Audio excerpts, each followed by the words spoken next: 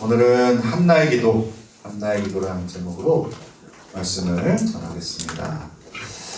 여러분, 지난주 예배 때 제가 여러분께 소개해드린 여인을 기억합니까? 네. 그 여인의 이름이 뭐였죠? 리스바. 맞습니다. 리스바라는 여인이었습니다. 이 여인은 사람들에게 물건 취급을 당했다고 그랬죠. 트로피 취급. 이기는 자가 차지하는 그런 물건에 불과한 인생을 하나님께서 얼마나 귀히 여기시는지에 대한 이야기였습니다. 하나님은 이 리스바란 보잘것없는 여인의 한과 눈물 그리고 그 기도를 사용하셔서 이스라엘의 3년 기근을 멈추셨습니다. 기억하시죠? 네. 지난주 이 설교를 통해서 우리 성도들이 기도해야겠다는 동기부여가 잘 되었던 것 같아요. 제가 지난주에 좀 대천에 갔다 와서 새벽 기도를 쭉 참석하지 못했는데 우리 강도사님한테 들어보니까 새벽 기도 수가 꽤 늘었더라고요. 그래서 제가 원래 이렇게 잘 안 물어보거든요. 누구 오셨어요? 물어봤더니 누구 몇 번, 누구 이렇게 다 얘기를 해주시더라고요. 그래서 제가 구호를 좀 바꿔보려고 그래요. 그래서 제가 새벽 기도 한 번 해보자 그랬더니 진짜 한 번씩들만 이렇게 해주시죠. 매일 해보자 이렇게 해야 되겠어요. 그래서 어쨌든 연인호는 많이 들었습니다. 꾸준히 나오지 않았어요. 어쨌든 한 번 정도씩만 해보세요. 꽤 늘었습니다. 이번 주에도 이 놀라운 기적의 변화를 기대하면서 한 여인을 또 소개해 드리려고 합니다. 바로 한나라는 여인입니다. 이 한나라는 여인을 한번 소개해 드릴게요. 자, 우리 1절과 2절을 같이 좀 읽겠습니다. 1절과 2절 시작. 에브라임 산지 바다의 소리에 에브라임 사람 엘가나라는 한 사람이 있었으니 그는 여로함의 아들이요 엘리후의 손자요 도후의 증손이요 숲의 형손이더라. 그에게 두 아내가 있었으니 한 사람 이름 분인나에게는 자식이 있고 한나에게는 자식이 없었다. 여러분, 이 한나라는 여인에 대해서 이제 본문에서는 여러 정보들을 제공하고 있는데요.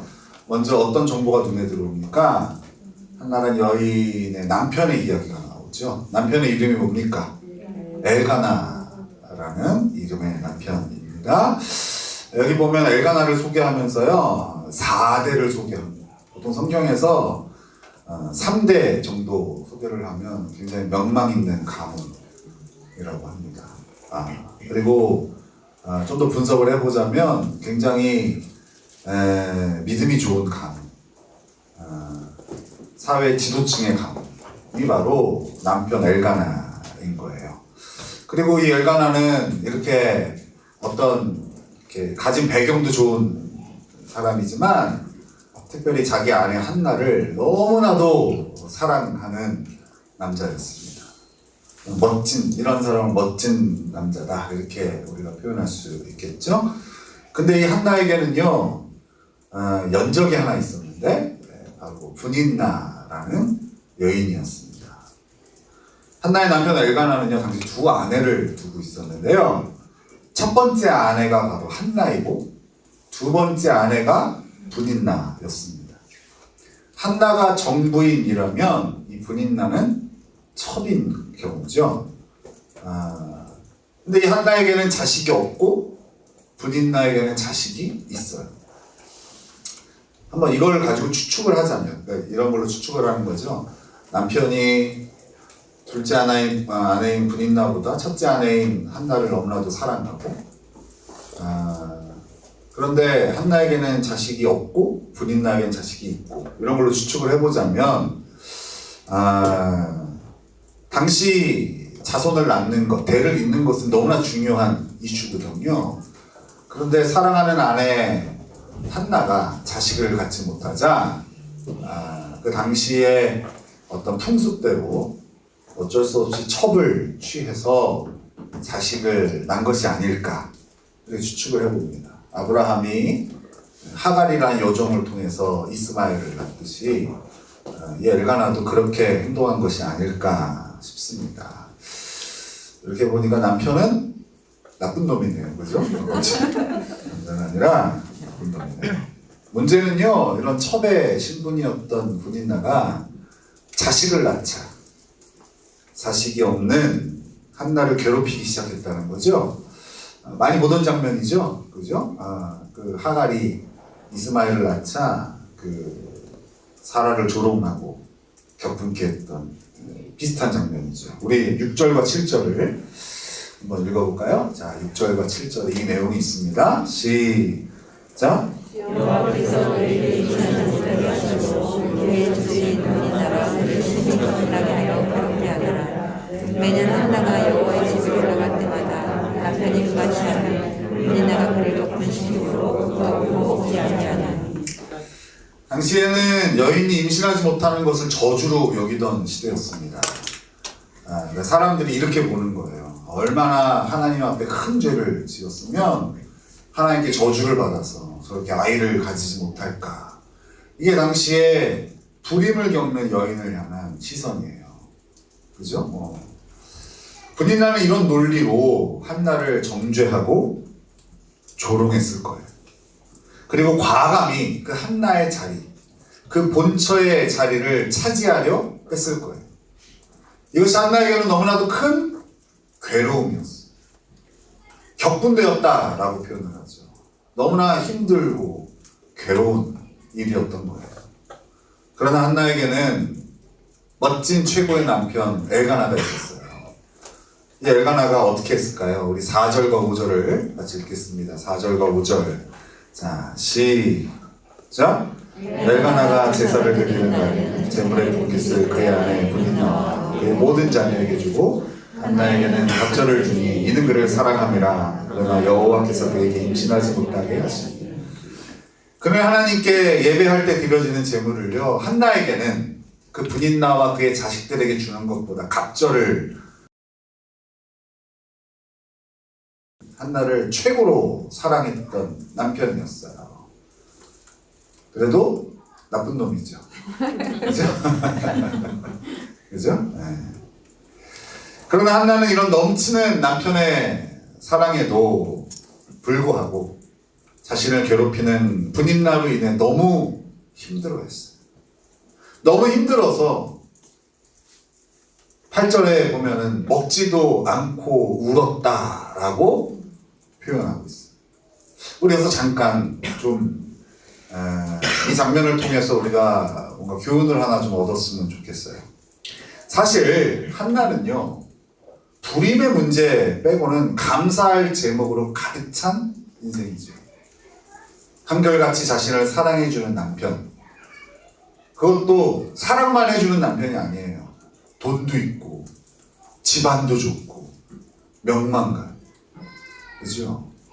당시 남편에 의해서 자신의 신분이 결정되던 이 시대적 상황을 보자면 한나는 사실 굉장히 많은 것을 가진 여인이었어요. 딱 한 가지가 없었어요. 뭐가 없어요? 자식이 없었죠. 이 자식이 없는 문제 때문에 이 여인은 자신을 어떻게 포지셔닝하고 있냐면 세상에서 가장 슬픈 여인으로 자신을 여기고 있네요. 그죠? 여러분이 한나의 친구라고 뭐라고 얘기하겠어요? 아, 재수없어 그러지 않겠어요? 어이구, 뭐,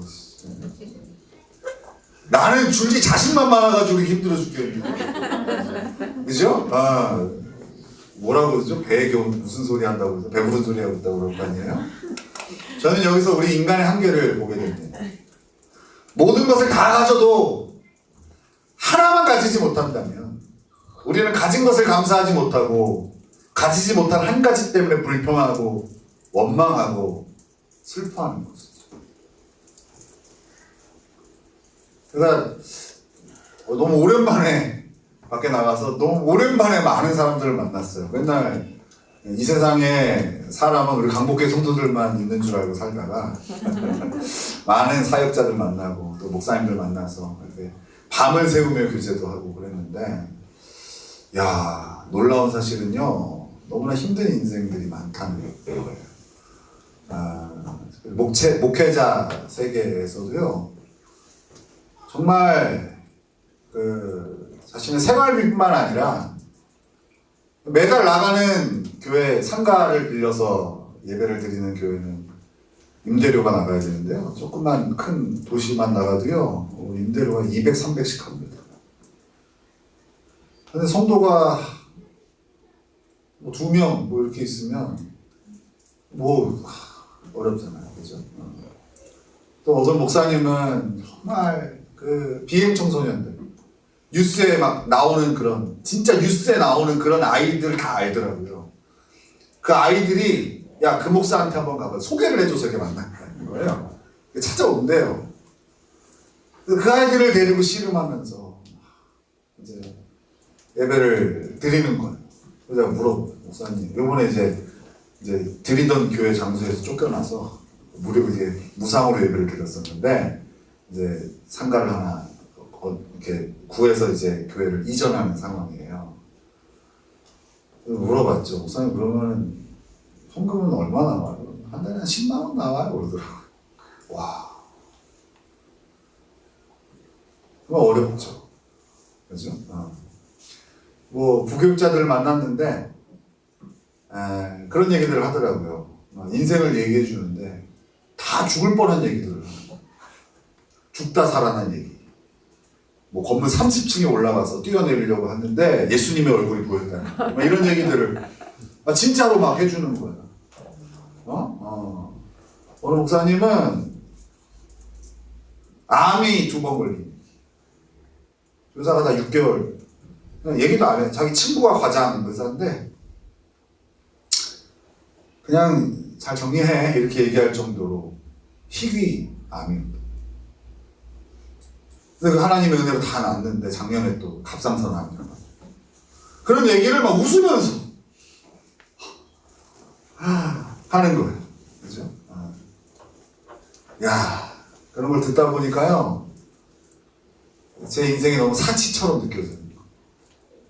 다 가졌는데 진짜 평생 한 번도 걱정해보지 않을 그런 인생을 살고, 그들이 겪었던 그런 어려움들 내가 평생 한번 겪어볼까 싶은데 저는 감사하지 못하더라고요. 없는 것만 보고선 세상에서 가장 슬프고 가장 어렵고 가장 기구한 인생으로 자신을 포지션이다. 거기 가서 제가 말 한마디도 안 하고 듣고만 고개만 끄덕끄덕대고 그러고 왔어요. 거기서 이런 얘기하면 욕먹는 거예요. 아이고, 애들이 밤에 잠을 안 자가지고요, 잠을 못 자서 막 다크서클이 막 여기까지 내려와요. 우리는 막 아우, 저 사람 어떡해요, 막 그러다 죽겠어요 막 그러거든요. 거기서는 얘기도 못 꺼내. 거기서는 그런 거. 요번에 이렇게 우리 아이가요 대학에 이렇게 떨어졌는데 어떻게 이런 얘기를 꺼내지도 못하는 거예요. 거긴 뭐 생사가 왔다 갔다 한다니까요. 와, 원하시면 한번 소개를 해드릴게요. 오늘 본문에 등장하는 한나는요, 그래서 특별하지 않아요. 즉 우리와 똑같은 수준의 인간인 거예요. 가진 것에 감사하지, 다 가졌는데 한 가지 없는 것을 슬퍼하고 자신의 인생을 너무나 기구하게 여기는 그런 인생. 우리가 너무 비슷한 여인이죠. 어찌되었건 마음이 괴로운 한나는 어떻게 했을까요? 자, 우리 10절을 읽겠습니다. 10절 시작.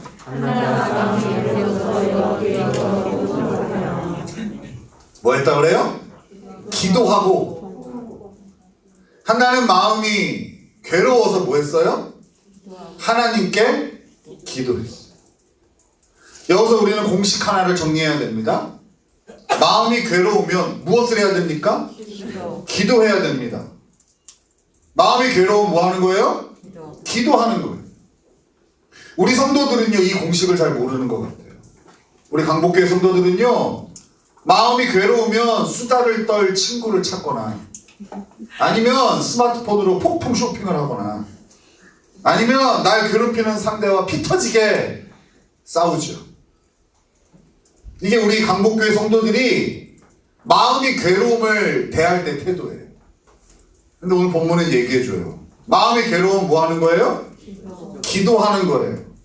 이게 공식이에요. 저는 요새 이 진부해 보이는 무기를 용기 내어 꺼내고 있어요. 네.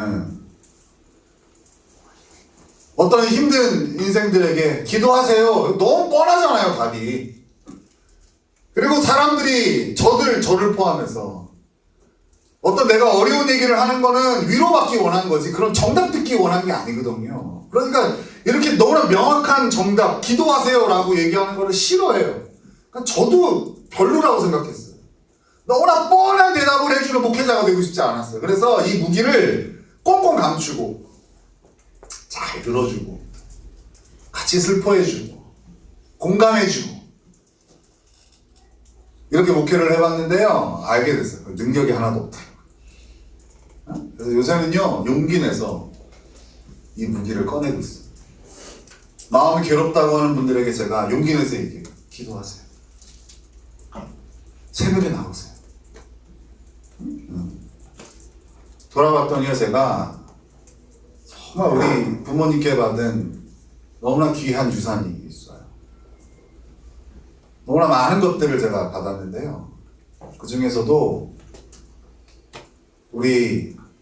제가 한번 돌아봤더니 제가 한 5살 정도 됐었으니까 우리 누나들 다 학교 가고 우리 아버지 이제 직장 나가시고 사당동 살 때 우리 어머니 항상 다 내보내고 저만 남았었거든요. 그때는 어린이집이 없었으니까. 그때 막 2층 집이었는데 아주 기억나요. 쥐들이 막 다니더라고요. 기겁을 하던 그런 집이었어요. 근데 한 작은 방에 들어가서 우리 어머님이 그때 옷가게를 하고 계셨는데 사당시장에서 꽤 오랜 시간 기도하셨어요. 어떻게 기도하셨을까? 울면서. 근데 그때가 우리 집안이 가장 어두울 때였어요. 우리 아버님이 아직 그때는 그리스도인이 아니셨었고 또 사업이 좀 많이 어려워가지고 경제적으로도 많이 어려웠고 또 우리 어머님도 이렇게 좀 경제적으로 몰려서 어려운 상황이었고 정말 어린 나이였지만 그때의 분위기를 제가 지금도 잊지 않고 있어요. 그래서 우리 어머니 하루도 빼지 않고 하셨던 게 뭐냐면 기도하셨어요. 그래서 그걸 보고 자랐어요. 그게 40년 전이에요. 우리 어머님이 지금 75세시니까 40년 전이면 35이었어요. 저보다 어린 나이였어요. 그때 그 죽을 것 같은 어려움의 문제를 기도로 버티셨어요. 그게 저의 믿음입니다. 또 우리 아버님은 목회를 하시면서 정말 척박한 땅에 개척을 하고 목회를 하신 거죠. 그때 글쎄 예전부터 계셨던 분들이 다 기억하시려고 모르겠는데 그때는요 와 우리 성도님들이 목회자한테 가장 큰 상처는요 성도님들이 교회를 떠나는 거거든요. 근데 그때는요 뭐 이렇게 단체로 나가고 막 그런 줄 한 분이 나가면 혼자 절대 안 나갑니다. 이렇게 18명이 한번 나가죠. 와 성도 한 19명 있었는데 18명 아 지금 생각하면 너무 아찔한 거죠. 그죠? 그때 기억나는 게 우리 아버님이 20일 금식을 하셨어요. 여기 방에서. 삶의 고비고비마다 우리 부모님이 그 문제 가운데 기도하셨어요. 아 제가 이 무기를 물려받아 놓고서도요 이걸 창고에 놔두고 능력 없는 무기를 제가 쓰고 있었더라고요. 그래서 요새는 자꾸 꺼내고 있는 거예요. 힘들다고 하면 같이 욕해주고 같은 편이 돼주는 거 안 하고 요새는 그거예요. 좀 야속하겠지만 기도하세요. 합니다. 그게 신앙의 공식이에요, 여러분. 마음이 괴로워요? 그럼 뭐 해야 돼요? 기도하세요. 마음이 괴롭다면서요. 아 근데 목사님 저는요 그 시간에 자야 되는데 그럼 주무세요. 마음이 괴롭지 않다는 얘기 그만큼 뭐 살만하다는 얘기겠죠 뭐. 그죠? 진짜 괴로워요? 기도하세요.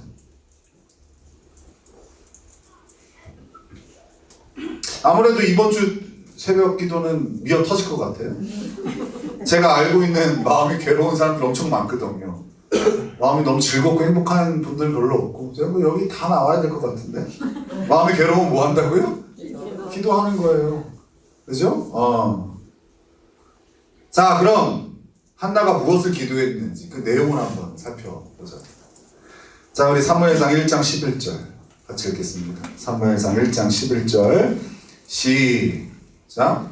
사울아이들의 만군의 여호와여 만일 주의 여종의 복음을 들으시고 나를 기억하사 그를 지지 아니하시고 그 아들을 주시면 내가 그의 평생에 영원히 이런 기도를 하는 거예요. 주의 여종에게 아들을 주소서 기도하는 거예요. 당연한 기도 제목 아니겠어요? 한나는 이 분인나의 조롱과 괴롭힘이 너무 힘들었어요. 하나는 내가 이런 수모를 당하는 원인이 뭐라고 생각했겠어요? 자식이 없기 때문이다 라고 결론을 내린 거예요. 우리도 그 정도 분석을 하잖아요. 내 인생이 왜 이렇게 꼬였는지, 그죠? 돈 때문인지, 뭐 그놈을 만나서인 건지, 뭐 분석이 있을 거 아니에요. 그걸 갖고 하나님 기도하면 하나님 자식을 주세요. 나한테 자식을 주시면 이 문제 다 해결되고 나는 진짜 행복하게 살 수 있을 것 같아요. 이거 해결해 주시면 제가 줄게. 뭐 이것도 드리고 저것도 드리고 다 할게요. 분석이 끝난 거죠. 아들 주세요. 한나 입장에서는 아들만 생기면, 자식만 생기면 이 모든 문제가 해결되는 거예요. 근데 우리의 예상하는 것과 다른 기도 제목이 바로 튀어나옵니다. 주의 여종에게 아들을 주소서 라고 기도하고 바로 이어서 뭐라고 그래요? 그를 여호와께 드리고 라고 기도합니다. 여기서 그는 누굽니까? 하나님이 주실 아들이에요. 즉 하나님 나에게 아들을 주세요. 그러면 제가 그 아들 하나님께 드릴게요. 이렇게 기도하고 있는 거예요. 어떻게 된 일일까요? 하나님 저에게 아들을 주세요. 여기까지는 우리가 이해가 됐단 말이에요. 아니 그렇게 기도할 수밖에 없는 상황이잖아요. 그런데 갑자기 그 아들 주시면 제가 그 아들을 하나님께 드릴게요 라고 기도가 우리가 예상하던 것과 다른 흐름으로 지금 가고 있는 거예요.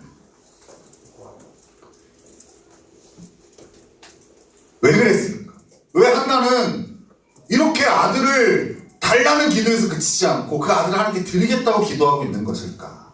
그 답이 15절에 있습니다. 자, 우리 15절을 같이 읽겠습니다. 15절 시작.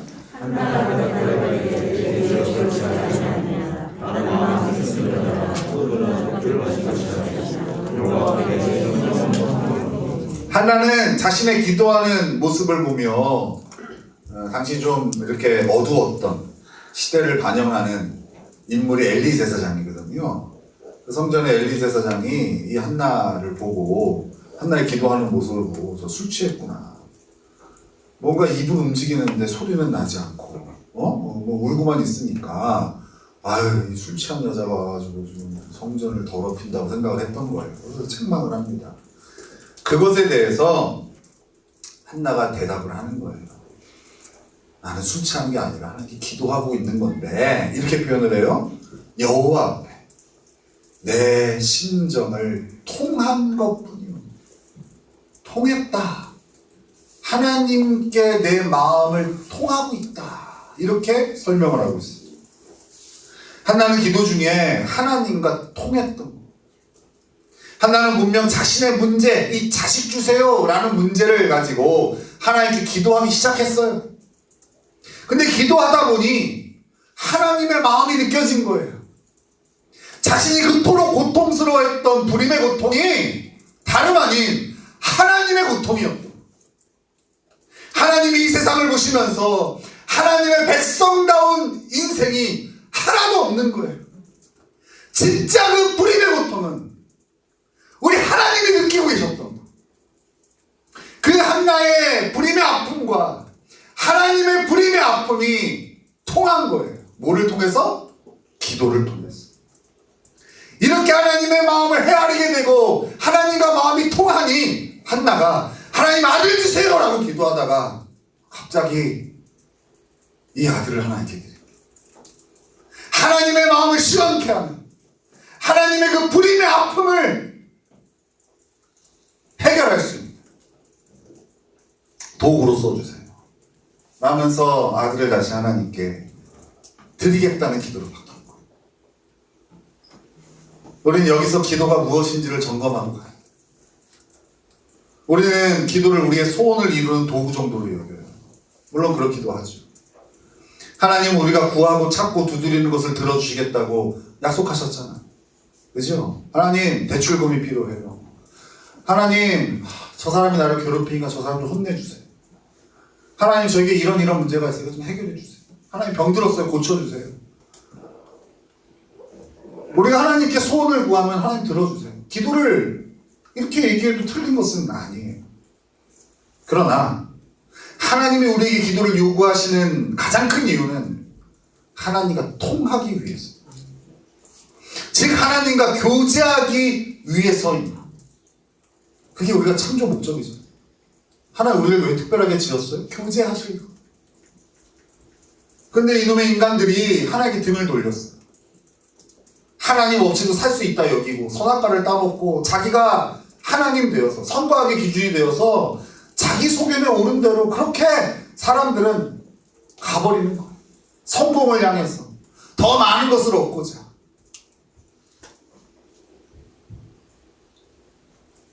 하나님은 그런 인생들을 되돌리기를 원하십니다. 만드신 목적, 진짜 풍성한 삶을 주시려고 하나님과 통하는 자리, 기도를 우리에게 허락하십니다. 하나님은 결국 한나를 원하셨다. 한나는 자기의 문제를 가지고 이거 해결해 주세요 라고 하나님께 나아갔지만, 사실 하나님이 원하셨던 건 한나의 기도 제목이 아니라 한나라는 여인이었어요. 한나와 교제하기를, 통하기를 하나님은 원하셨다. 그러나 그녀는 하나님을 찾지 않았어요. 행복한 삶에 굳이 하나님을 찾을 필요가 없었던 거예요. 우리들처럼. 그거 해결되면 뭐 할 건데? 거기 빠져 살아야죠. 그게 왜 아니겠어요? 그죠? 여러분 사업해서 돈이 막 갈고리로 몰려 들어오면 뭐 할 건데요? 그 돈에 빠져 살면 되죠. 여러분을 미워하는 사람이 세상에 싹 사라지면 뭐 할 거예요? 거기에 취해서 살면 되죠. 그죠? 아니에요? 한나가 그랬다고요. 굳이 하나님 찾지 않아도 행복했어요. 그러던 중 그녀의 삶에 불임의 문제가 닥치고 그로 인해 마음에 큰 어려움이 찾아왔어요. 그러자 그녀는 하나님께 기도한 거예요. 여기서 주목해야 될 구절이 있어요. 우리 5절을 같이 읽겠습니다. 5절. 자, 5절 시작.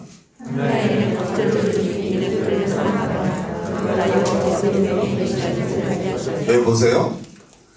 그녀를 임신하지 못하게 하신 분이 누구예요? 하나님이세요. 여호와께서 그에게 임신하지 못하게 하시니 이 불임의 고통은 누가 주신 거예요? 하나님이 허락하신 거예요. 하나님은 세상의 행복에 취해서 하나님이 자신을 지은 목적인 교제를 잃어버린 한나에게 불임의 문제를 주셔서 그녀를 기도의 자리로 이끄신 것. 그리고 결국 그녀의 기도를 통해서 하나님은 당신의 마음을 그녀에게 통하게 하셨어요.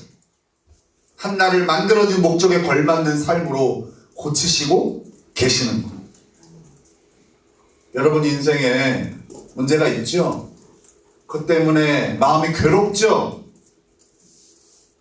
그 누가 허락하신 거예요? 맞아. 하나님 막으실 수도 있거든요. 아니, 말씀 하나로 별을 만드시고 바다를 만드시고 공중의 새와 이 땅의 모든 식물을 만드신 분인데 그거 하나 못 막으시겠어요? 우리 돈가스 대박 나게 못 하시겠어요? 여러분의 직장에서 진급 하나 못 시켜주시겠어요? 여러분 삶에 있는 문제 하나하나 제거 못 해주시겠어요? 근데 하나님이 눈 딱 감고 그 결제 도장 찍어주신 이유가 있어요. 한나에게 아이를 갖지 못하게 하신 이유가 있다고요. 왜 그렇다고요? 기도하게 하시려고. 왜요? 그래야 하나님과 마음이 통하니까. 그게 우리가 만들어진 목적이니까. 뭐 10억을 벌어서 경제적 자유를 이루고, 내가 100억을 벌고 200억을 벌고 뭐 사회의 유명 인사가 되어 사람의 영광을 누리고 하나님 관심 없다니까요. 그거 우리 없어도 가능한 일이에요. 하지만 우리 없으면 안 되는 일이 하나 있어요. 바로 교제예요. 하나님 그것 때문에 우리를 지으셨는데 그 세상의 행복에 취해서 하나님 찾지 않으니까 하나님 모른 체하고 주시는 거예요. 직장에서의 문제를, 가정에서의 문제를, 물질의 문제를, 그것 때문에 망하지 않아요. 망하라고 주신 게 아니니까. 근데 우리는 어떻게 해요? 계속 미루죠. 위로는 원하는데 기도는 원하지 않아. 다시 공식을 반복해 볼게요. 마음이 괴로우면 뭐 하는 거예요? 이럴 때 막 되게 열심히 쓰는 척 한다 막 대답은 안 하고, 그죠? 딴 때는 안 쓰고 있다가 결정적으로 대답해야 될 때는 갑자기 막 쓰는 척해요. 뭘 쓰는지 알아요. 기도 쓰고 X표 치고 있잖아요. 내가 안 돼. 그래서 자, 대답하세요. 마음이 괴로우면 대답하라고요. 마음이 괴로우면 뭐 하는 거예요? 기도하는 거예요. 원대산 마음이 괴롭다며 요새. 뭐 공부를 왜 해야 될지 모르겠고 뭐 인생을 어떻게 할지 모르겠다며. 내가 그 얘기 듣자마자 그랬어요. 배부른 소리 하고 있는데. 마음이 괴로워? 그럼 뭐 해야 돼? TV 자지 말고 기도해. 하루에 4-5시간밖에 못 자고 일해야 되는 사람들도 새벽에 나와 기도한다고요. 왜 우리 20대 청년들은 왜 기도 안 하죠? 왜 나와서 기도할 생각 안 하죠? 이 출입 통제가 돼 있나? 저는 지금 20대 아이들한테 진짜 목숨 걸고 좋은 습관 길러주려고. 지금 40, 50대는 좋은 습관이 잘 안 돼요. 얘기를 해줘도 맨날 뭐 목사님 내 사정 아세요? 해봤어요? 막 이런 소리나 해야지. 그잖아요. 20대 아이들 아직 마음이 순수하니까 운동하라고 그러면 가서 또 운동도 하고 11조 내야 한다고 그러면 11조 모이라 그러면 모이. 근데 우리 다 큰 분들은 10분만 일찍 와주세요 그래도 안 오고, 그러잖아요. 새벽기도 한번 해봅시다 그래도 안 하고. 그래서 제가 자꾸 얘기를 하는 거예요. 여러분, 고난과 어려움은요 우리를 기도의 자리로 나아가게 하는 하나님의 초대장. 적어놓으세요. 고난과 어려우면 기도의 자리로 나아가게 하는 하나님의 초대장인 것이다. 누가 한 말인 줄 알아요? 제가 했습니다. 제가 영감이 떠올라서 본 것 같기도 하고. 쓰세요. 노영열 목사에 쓰세요. 알겠죠? 초대장이에요. 하나님의 초대장. 우리의 마음에 괴로우면 하나님이 나를 기도의 자리로 부르시는구나 하는 초대장인 거예요. 왜요? 나랑 교제하기 원하죠. 하나님의 마음을 나에게 주기를 원하시고. 너 힘들지? 그게 이 세상을 향한 나의 마음이야. 너 아프지? 내가 더 아프다. 그게 하나님 우리가 이거 하고 싶으신 거야. 기쁘냐? 기뻐? 나는 너가 내 앞에 나온 것으로 더 기쁘단다. 하나님 나랑 이거 하고 싶으신데 우리는 문제가 생기면 더 하나님께 등 돌리고 하나님께 절대 나아가지 않아. 그리고 이 문제 해결되면 제가 나갈게요. 목사님 제가요 기도하는 거 알아요. 근데요 일단은요 이 병 고치고 갈게요. 일단은요 이 돈 문제 해결, 돈 벌어서 빚 갚고 그리고 갈게요. 그리고 이놈의 인간이랑 내가 이 싸움 끝내고 내가 갈게요. 퍽이나 되겠습니다. 하나님 그 문제를 왜 주셨는데. 다시 마음이 괴로우면 뭐 하는 거예요? 기도하는 거. 잊지 마세요. 이번 주 새벽 예배는 미어 터집니다. 그렇죠? 이혼생 그러겠죠. 마음이 많이 괴롭죠. 요즘 써져 있는데 괴로움. 그죠? 새벽에 보겠네. 그죠? 돈가스 집에 가야만 볼 수 있는데 새벽에 보겠네. 그죠? 그렇지 않겠어요? 우리 이금순 얼굴에 써져 있는데 근심, 그죠? 새벽에 너무 뭔가요 거기는? 그럼 이참에 철화를 할까? 우리 아예 오셔서.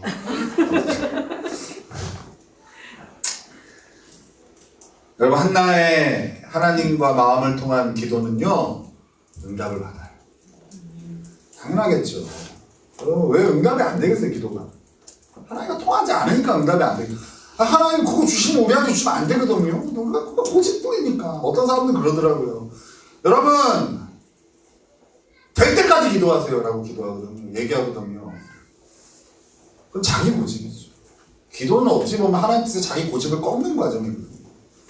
그렇게 하나님과 마음이 통하면 그 기도 응답됩니다. 그러지 않겠어요?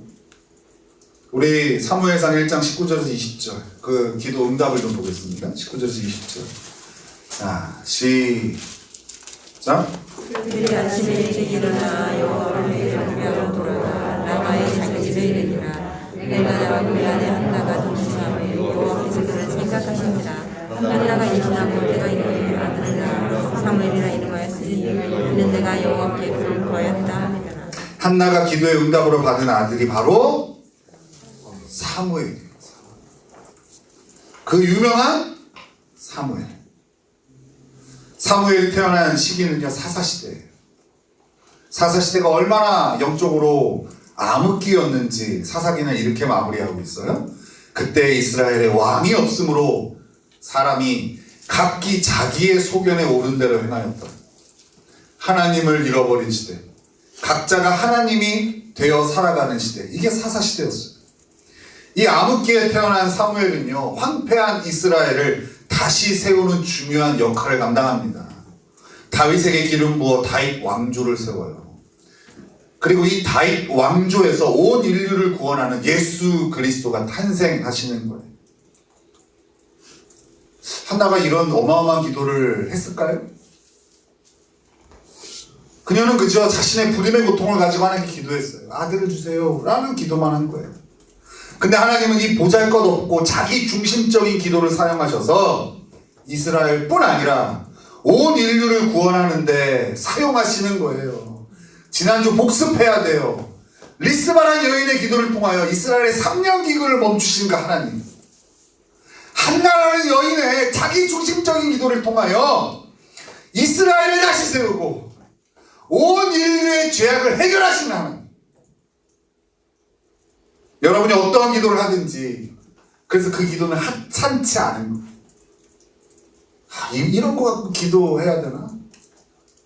여러분 그런 기도 제목은 없어요. 모든 기도 제목이 하찮지 않아요. 왠 줄 알아요? 하나님이 그것을 들어 쓰시기 때문에. 우리의 기도 제목은 나밖에 모르고 아주 하찮을 수 있죠. 사실 그렇지 않겠어요? 우리의 기도 제목이 이 문제만 해결해 주시면, 나만 행복하게 해주시면, 여기서 못 벗어나잖아요. 하면 우리 가족만 잘 되면 여기서 못 벗어나잖아요. 그죠? 그러나 그렇게 별 볼 일 없는 제목으로 시작된 기도는 어떤 과정을 거쳐요? 하나님과 마음이 통하게 되죠. 그렇게 하나님과 마음이 통해져서 하나님 마음을 품고 기도하면 위대한 기도로 확장되어져. 처음부터 위대한 기도는 없어요. 자, 세계 비전 그렇게 외치지만 우리 청년 중에서는 비행기도 한번 못 타본 청년들이 있단 말이에요. 가보지도 않은 나라를 뭘 품고서 그렇게 기도를 하겠어요. 그죠? 우리는요 다 직장, 가정 여기에 다 오밀조밀하게 모여 있어요. 근데 하나님께 기도하다 보면 하나님이 품으시는 마음을 품게 돼요. 나랑 전혀 상관없는 백성과 나라와 민족을 향하여 눈을 보게 돼요. 그들을 향하여 기도하게 돼요. 그렇게 하나님이 우리의 기도를 확장시켜 주시는 거예요.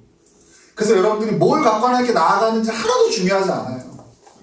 지극히 세속적이고 지극히 자기 중심적인 기도 제목이라 할지라도 괜찮아요. 왜요? 우리 하나님이 그것을 확장시켜 주실 겁니다. 뭐가 중요해요? 기도하는 게 중요한 거예요. 기도하는 게 중요한 거지. 멋진 미사일군을 동원해서 비전을 그건 하나님이 주십니다. 하나님은 강복교회라는 조그만 교회에서 아무도 주목하지 않는 우리 성도들의 기도를 사용하여 주셔서 이 코로나19를 치료해 주실지 누가 알겠습니까? 저 러시아 우크라이나 전쟁을 멈추게 하실지 누가 알겠냐고요.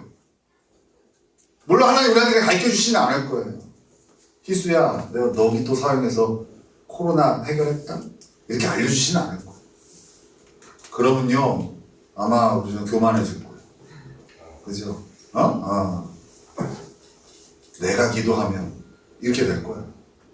그러지 않겠어요? 수많은 사람 자기 밑에 무릎 꿇게 하고 그 재미로 살 거라고 가르쳐 주시진 않을 거예요. 근데 하나님이 분명한 건 우리의 기도를 사용하셨어요. 온 인류의 역사를 주관하신다. 우리의 기도가 어디로 갈지 몰라요. 그때는 알 거예요. 우리가 하나님 나라가. 그때 하나님이 알려주시지 않을까. 전 소망이에요. 너 그때 너 이런 문제 갖고 나한테 나와서 기도했지? 그때 내가 너한테 준 마음 기억해? 그래. 너가 그 마음 품고 기도한 거 가지고 내가 저 기근의 문제를 해결했어. 내가 저 전쟁의 문제를 해결했어. 그 나를 소망합니다. 여러분은 지금 한나의 자리에 서 있어요. 여러분을 괴롭게 하는 문제를 가지고 하나님께 나아가 기도해야 돼요. 그럼 어느새 여러분의 문제는 온데간데 없고 하나님의 마음을 헤아리게 될 거예요. 하나님과 통하는 인생. 하나님의 마음을 품고 기도하는 인생. 여러분, 마음이 뜨거워지지 않습니까? 이런 인생 살고 싶지 않아요? 왜 마음이 뜨거워지는지 알아요? 여러분이 하나님 백성이기 때문에. 그리스도의 보혈로 구원받은 하나님의 자녀이기 때문에 이런 비전이 통하는 거예요. 제가 현등사 가서 이런 얘기를 해봐요. 마음이 통하냐? 안 통하냐? 그리스도가 없는데. 그렇지 않겠어요? 여러분들은 통하는 거예요. 이렇게 살고 싶어. 이런 멋진 인생이 있구나. 그래. 돈 몇 푼 벌고 내가 사람들한테 좀 인정받고 이게 아니라 하나님의 마음을 헤아리는 그리스도인. 이런 멋진 인생이 있구나. 마음이 뜨거워지는 거. 그렇다고 이게 내일 자리까지 연결되어질지는 잘 모르겠어요. 하지만 여러분 이런 멋진 인생이 있어요. 그거는 그리스도인들에게만 주어진 인생이에요. 여러분은 이 멋진 인생을 기도를 통하여 누릴 수 있는 거예요. 믿으십니까? 멋지게 살고 싶지 않아요? 이동건 씨? 이효건 씨 좀 멋지게 살고 싶지 않아요? 원대산 씨 멋지게 살고 싶지 않아요? 이거 봐봐. 이 두 사람한테 물어봤을 때는 사람들이 안 웃잖아. 너한테 물어봐서 웃잖아. 너한테 기대를 안 한다는 얘기야. 멋지게 한번 분위기를 바꿔봐야 되지 않겠어? 내 당당하게 나와서 막 주여 3번 외치고 기도하고 이러면서 너한테는 안 할 줄 알았지 훈이. 멋진 인생 살고 싶지 않아. 그치? 멋지게 살고 싶어. 우리 모두에게 하나님 허락하신 인생. 하지만 순종하지 않으면 우리는 그냥 고만고만한 인생. 맨날 돈에 쪼들리고 사람에 치이고 고난에 찌들어 자기를 세상에서 가장 불쌍한 인생으로 여기며 살아갈 수밖에 없어요. 하지만 하나님이 주신 기도의 자리를 붙잡는다. 하나님은 여러분들을 들어 세상을 열방을 치유하는데 그 기도를 사용하실 것이고 먼 훗날 우리의 이런 믿음을 소개해 주시며 많은 믿음의 후대들에게 믿음의 본으로 세워주실 줄 믿습니다. 이 하나님의 초대장에 아멘으로 반응하고 정말 기도하는 것으로 순종하는 저와 여러분 되시기를 예수님의 이름으로 축원합니다.